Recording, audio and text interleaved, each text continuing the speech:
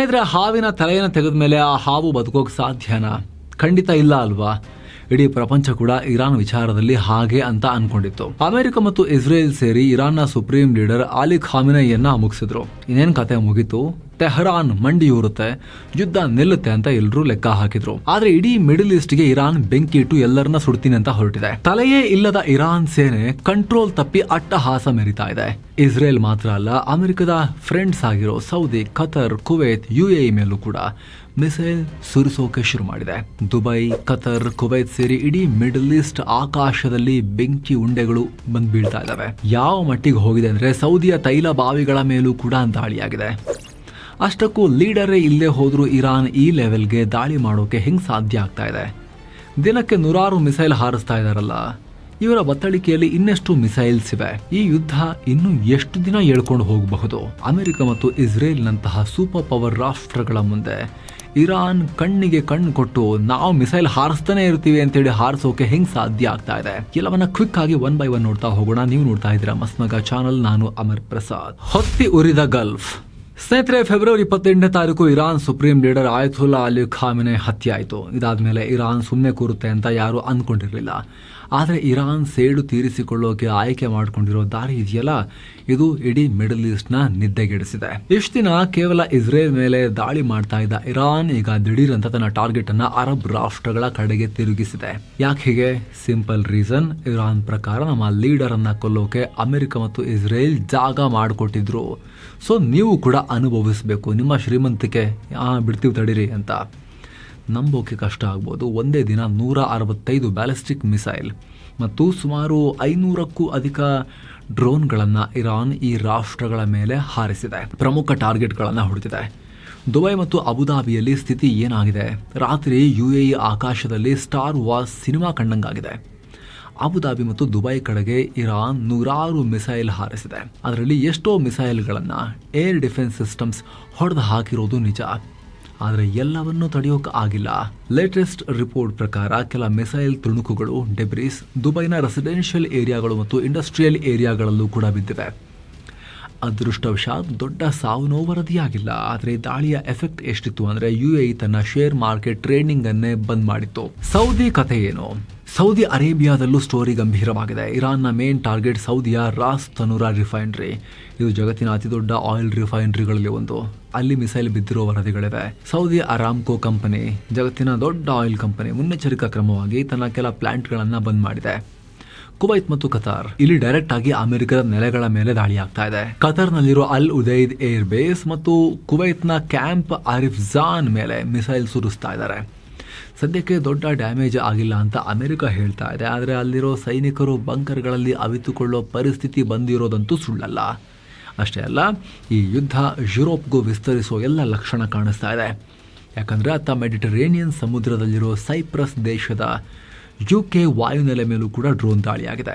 ಇದಕ್ಕೂ ಕೂಡ ನಾವು ಸರಿಯಾದ ಆಕ್ಷನ್ ತಗೋಬೇಕಾಗತ್ತೆ ಅಂತ UK, ಫ್ರಾನ್ಸ್, ಜರ್ಮನಿಗಳು ಗುಡುಗಿವೆ. ಖಾಮೆನೈ ನಂತರ ಇರಾನ್ ಅತಂತ್ರ. ಕಮಾಂಡ್ ಯಾರ ಕೈಯಲ್ಲಿದೆ? ಇರಾನ್ ಒಳಗಡೆ ಈಗ ಎಂಥ ಪರಿಸ್ಥಿತಿ ಇದೆ ಅಂತ ಹೇಳಿದ್ರೆ ಸ್ನೇಹಿತರೆ, March 1, 2026 supreme leader Ayatollah Ali Khamenei ಹತ್ಯೆ ಆದಮೇಲೆ ಇರಾನ್ನಲ್ಲಿ ಲೀಡರ್ ಯಾರು ಅನ್ನೋದಕ್ಕೆ ಕ್ಲಿಯರ್ ಉತ್ತರ ಇಲ್ಲ. ಅಲ್ಲಿ 3 ಸದಸ್ಯರ ಹಂಗಾಮಿ ಸಮಿತಿ 3 ಮೆಂಬರ್ ಟ್ರಾನ್ಸಿಷನಲ್ ಕೌನ್ಸಿಲ್ ರಚನೆಯಾಗಿದೆ. ಇರೋದು ಯಾರು?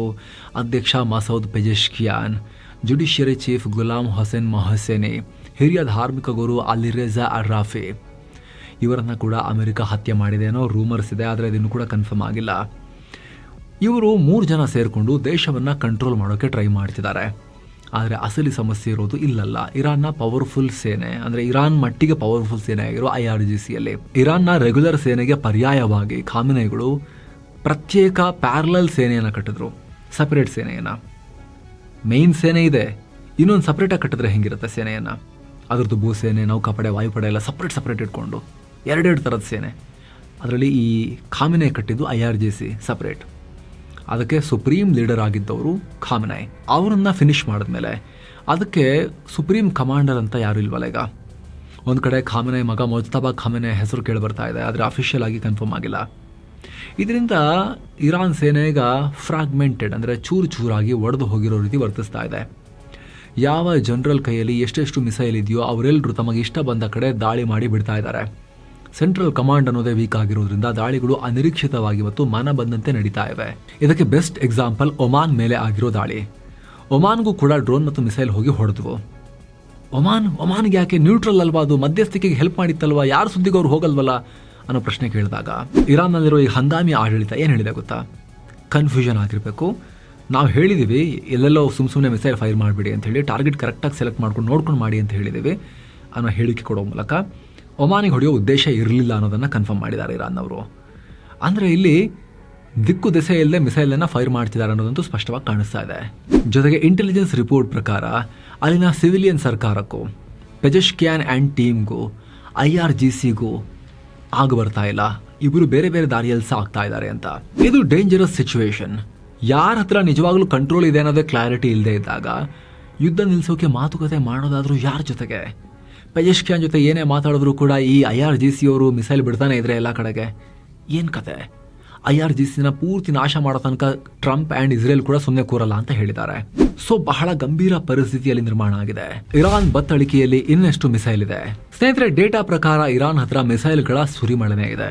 ಯುದ್ಧ ಶುರುವಾಗೋಕ್ಕೂ ಮುಂಚೆ ಅಂದರೆ ಪ್ರೀ ವಾರ್ ಟೈಮ್ನಲ್ಲಿ ಇರಾನ್ ಹತ್ರ ಸುಮಾರು 2500ದಿಂದ 3000 ಬ್ಯಾಲಿಸ್ಟಿಕ್ ಮಿಸೈಲ್ ಇತ್ತು. ಇದು ಪ್ರಪಂಚದ ಅತಿ ದೊಡ್ಡ ಮಿಸೈಲ್ ಆರ್ಸೆನಲ್ಗಳಲ್ಲಿ ಒಂದು. ಆದರೆ ಕಳೆದ ಕೆಲವು ತಿಂಗಳ ಯುದ್ಧದಲ್ಲಿ ಮತ್ತು ಈಗ ಅಮೆರಿಕದ ದಾಳಿಯಲ್ಲಿ ಸಾಕಷ್ಟು ಮಿಸೈಲ್ಸ್ ನಾಶವಾಗಿವೆ. ಈಗ ಅಂದರೆ ಮಾರ್ಚ್ 2026 ಹೊತ್ತಿಗೆ ಇರಾನ್ ಹತ್ರ ಬಳಕೆಗೆ ಯೋಗ್ಯವಾಗಿರೋದು ಅಂದಾಜು 1000ದಿಂದ 1500 ಮಿಸೈಲ್ ಮಾತ್ರ. ಆದರೂ ಸ್ನೇಹಿತರೆ, ಇಷ್ಟು ಮಿಸೈಲ್ ಸಾಕು ಇಡೀ ಗಲ್ಫ್ ಸುಡೋಕೆ. ಇದರಲ್ಲಿ ಮೇನ್ ಆಗಿ ನಾವು ಗಮನಿಸಬೇಕಾಗಿರೋದು 2 ರಾಕ್ಷಸ ಮಿಸೈಲ್ಗಳನ್ನು. ಅದರಲ್ಲಿ ಒಂದು ಫತಾ-2, ಇರಾನ್ನ ಹೈಪರ್ಸಾನಿಕ್ ಮಿಸೈಲ್. ಇದರ ಕ್ಲೇಮ್ ಪ್ರಕಾರ ಶಬ್ದಕ್ಕಿಂತ 15 ಪಟ್ಟು ವೇಗದಲ್ಲಿ ಮ್ಯಾಕ್ 15 ಕಣ್ಮುಚ್ಚಿ ತೆಗೆಯೋದ್ರೊಳಗಡೆ ಟಾರ್ಗೆಟ್ ಹೊಡೆದಿರುತ್ತೆ ಅಂತ. ಸುಮಾರು 1400 ಕಿಲೋಮೀಟರ್ ದೂರದ ಟಾರ್ಗೆಟ್ಗಳನ್ನು ಧ್ವಂಸ ಮಾಡುತ್ತೆ ಅಂತ ಇರಾನ್ ಹೇಳ್ಕೊಳ್ಳುತ್ತೆ. ಸ್ಪೆಷಾಲಿಟಿ ಏನು ಅಂದರೆ ಇದು ದಾರಿಯಲ್ಲಿ ನೇರವಾಗಿ ಹೋಗಲ್ಲ, ದಾರಿಯಲ್ಲಿ ಡೈರೆಕ್ಷನ್ ಚೇಂಜ್ ಮಾಡುತ್ತೆ. ಹೀಗಾಗಿ ಅಮೆರಿಕದ ಪೇಟ್ರಿಯಟ್ ಸಿಸ್ಟಮ್ಗೆ, ಏರ್ ಡಿಫೆನ್ಸ್ಗೆ ಅದನ್ನು ಹೊಡೆದುರುಳಿಸೋದು ಅಷ್ಟು ಈಸಿ ಇಲ್ಲ. ಎರಡನೇದು ಖೈಬರ್ ಶೇಖನ್. ಇದು ಇಸ್ರೇಲ್ ತನಕ ಹೋಗೋ ಸಾಮರ್ಥ್ಯ ಇರೋ ಇರಾನ್ ಕೈಲಿರೋ ಲಾಂಗ್ ರೇಂಜ್ ಮಿಸೈಲ್. ಇದು 2000 ಕಿಲೋಮೀಟರ್ ರೇಂಜನ್ನು ಇದು ಹೊಂದಿದೆ. ಸಾಲಿಡ್ ಫ್ಯೂಲ್ ಬಳಸೋದ್ರಿಂದ ಇದನ್ನು ಲಾಂಚ್ ಮಾಡೋಕ್ಕೆ ಜಾಸ್ತಿ ಟೈಮ್ ಬೇಕಾಗಿಲ್ಲ. ಟ್ರಕ್ನಲ್ಲಿ ತಂದ್ವಿ, ಬಟನ್ ಒತ್ತಿದ್ವಿ, ಹಾರಿಸಿದ್ವಿ, ಅಷ್ಟು ಫಾಸ್ಟ್. ಈಗ ಬರ್ನ್ ರೇಟ್ ನೋಡೋಣ, ಅಂದರೆ ಖರ್ಚು ಮಾಡ್ತಿರೋ ಸ್ಪೀಡ್. ದಿನಕ್ಕೆ 100ರಿಂದ 200 ಮಿಸೈಲ್ ಫೈರ್ ಮಾಡ್ತಿದ್ದಾರೆ. ಇದೇ ಸ್ಪೀಡಲ್ಲಿ ಹೋದರೆ ಇರಾನ್ ಹತ್ರ ಇರೋ ಸ್ಟಾಕ್ ಮ್ಯಾಕ್ಸಿಮಮ್ 10ರಿಂದ 15 ದಿನಕ್ಕೆ ಖಾಲಿ ಆಗಬೇಕು. ಹಾಗಿದ್ರೆ ಯುದ್ಧ ನಿಂತು ಬಿಡುತ್ತಾ? ಇಲ್ಲ. ಇಲ್ಲೇ ಇರೋದು ಟ್ವಿಸ್ಟ್. ಇರಾನ್ ಹತ್ರ ಮಿಸೈಲ್ ಪ್ರೊಡಕ್ಷನ್ ಲೈನ್ ಇದೆ. ಫತೆ, ಝೋಲ್ಫಗರ್ನಂಥ ಸಾಲಿಡ್ ಫ್ಯೂಲ್ ಮಿಸೈಲ್ಗಳನ್ನು ಅವರು ಲೋಕಲ್ ಆಗಿ ರೆಡಿ ಮಾಡ್ತಾರೆ. ಆದರೆ ಅದರ ಕೆಪಾಸಿಟಿ ಎಷ್ಟು ಗೊತ್ತಾ?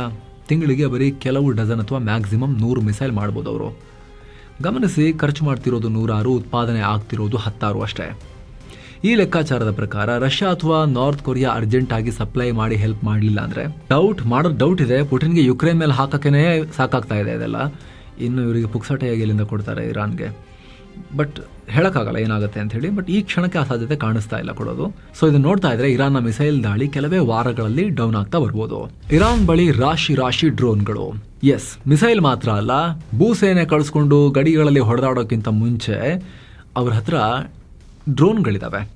ಇರಾನ್ನ ಶಾಹಿದ್ 136 ಡ್ರೋನ್ಗಳು ಇವತ್ತು ಜಗತ್ತಿನಾದ್ಯಂತ ಭಾರಿ ಸದ್ದು ಮಾಡ್ತಿವೆ. ಇದು ಕಾಸ್ಟ್ ವಾರ್ಫೇರ್ ಅಥವಾ ಅಸಮತೋಲಿತ ಯುದ್ಧದ ಎಸಿಮೆಟ್ರಿಕ್ ವಾರ್ಫೇರ್ನ ಅತ್ಯುನ್ನತ ಉದಾಹರಣೆ. ಲೆಕ್ಕ ನೋಡಿ, ಇರಾನ್ಗೆ ಒಂದು ಶಾಹಿದ್ ಡ್ರೋನ್ ತಯಾರಿಸೋಕೆ ತಗುಲೋ ವೆಚ್ಚ ಕೇವಲ $20,000-40,000 ಮಾತ್ರ.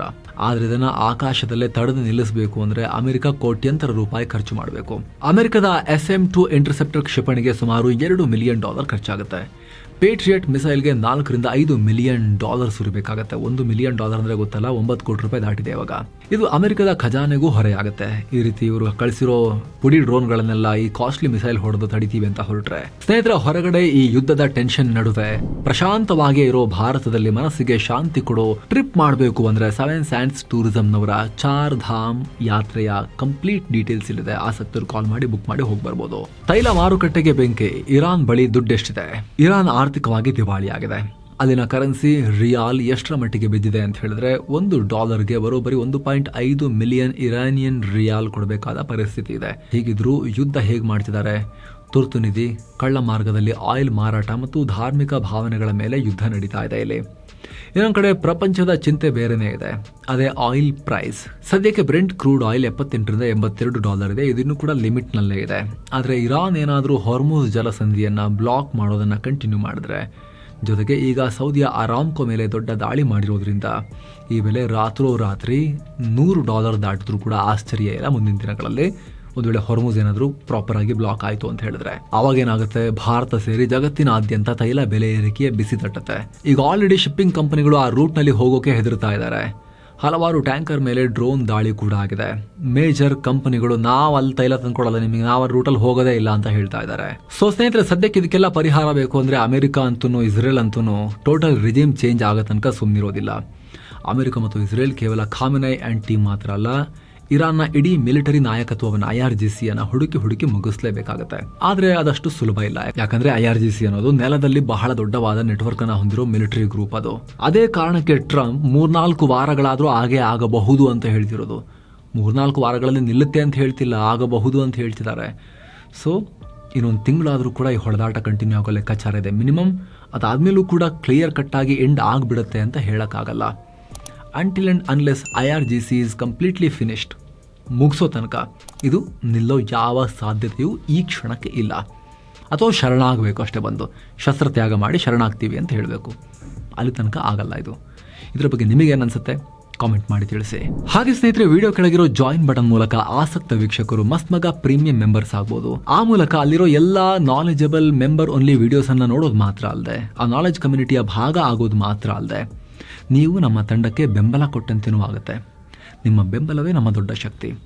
ಆಸಕ್ತರು ವಿಡಿಯೋ ಕೆಳಗಿರೋ ಜಾಯಿನ್ ಬಟನ್ ಚೆಕ್ ಮಾಡಿ ಮತ್ತೆ ಭೇಟಿ ಆಗ್ತಿರೋಣ ಸ್ನೇಹಿತರೆ. ನಮಸ್ತೆ.